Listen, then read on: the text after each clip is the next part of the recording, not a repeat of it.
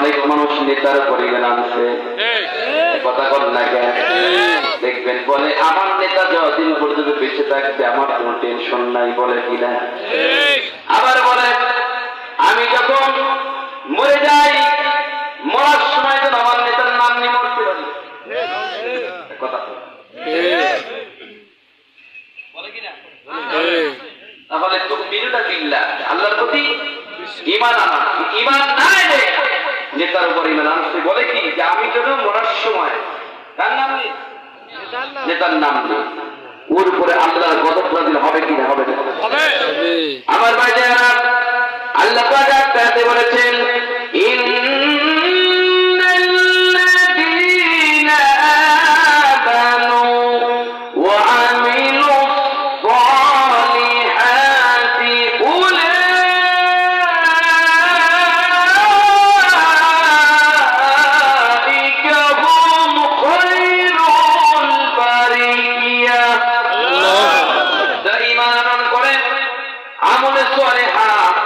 এবং আমলে সলে করবে, উলাইকা হুম খায়রুল বারিয়া, এরাই হচ্ছে সৃষ্টির সেরা জীব। যেরকম আল্লাহু আকবার। আমরা চাই জান্নাত, জাহান্নাম যাইতে চাই না। খুব লক্ষ্য করবে, মুসনাদ আহমদের বর্ণিত সাইয়্যিদনা ওমর বিন খাত্তাব রাদিয়াল্লাহু তাআলা বলেন, আমরা বিশ্বনবীর পাশে বসে আছি, হঠাৎ করে আমাদের এখানে মৌমাছির মতো গুনগুন গুনগুন শব্দ ধ্বনিত হলো। রাসূলের পর যখন ওহী নাযিল হতো তখন গুনগুন গুনগুন শব্দ হতো। যেরকম আল্লাহু আকবার, আল্লাহু আকবার। সাইয়্যিদনা ওমর বিন খাত্তাব বলেন, গুনগুন গুনগুন শব্দ শুনিয়া আমরা ওই কথা শোনার জন্য বসে থাকলাম। নবী আমার সঙ্গে সঙ্গে সাহাবীকে রাখতে রেখে সাথে নিয়ে আল্লাহর দিকে দোয়া করেন, আল্লাহ আমাদেরকে বেশি দাও, কম দিও না। করে করেন সুবহানাল্লাহ। নাম্বার 2, আমাদেরকে তোমার সন্তুষ্ট করো, আমাদেরকে দান করো, বঞ্চিত করো না। মুনাজাত যখন শেষ হয়ে যায়, রাসূল বললেন, এই মুহূর্তে আমার উপরে 10টা আয়াত নাযিল হয়ে গেল।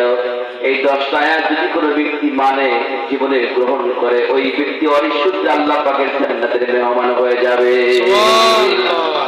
সাহাবীকে আমরা বলেন, হুজুর আয়াতগুলো কি কি? নবী আমার তিলাওয়াত করলেন, আয়াতগুলো হলো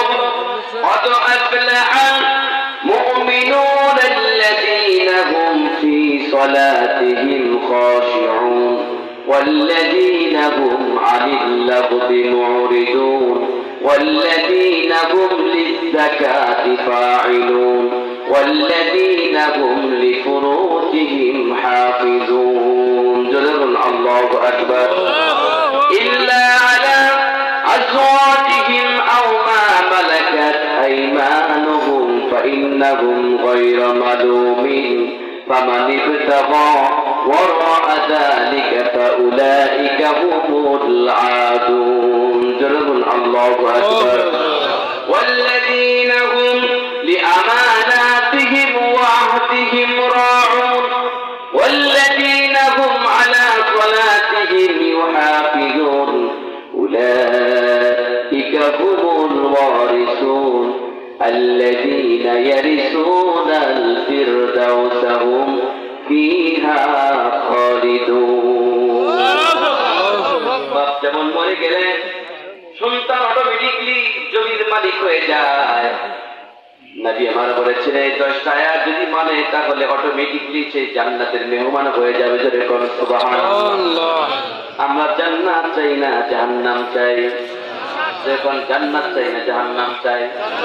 কিন্তু জান্নাতে যাইতে হলে জাহান্নামের সমস্ত কাজ মাঠ নীতি বুঝে রাখতে হবে। কথা ঠিক না বেঠিক? আমার ভাইজানেরা, আল্লাহ নবীর জামানায় একজন ব্যক্তি মারা গেছে, তার সালাতুল নামাজ পড়ার জন্য ইসল্লি আলাইহি তার খাটটির পাশে দাঁড়িয়ে গিয়েছে। হঠাৎ করে রাসূল খাটটি ওই ব্যক্তির দিকে তাকায় দেখে কাপড়ের কাপড় লড়ালড়ি করছে। রাসূল মনে করছে ব্যক্তিটা তাজা হলো নাকি।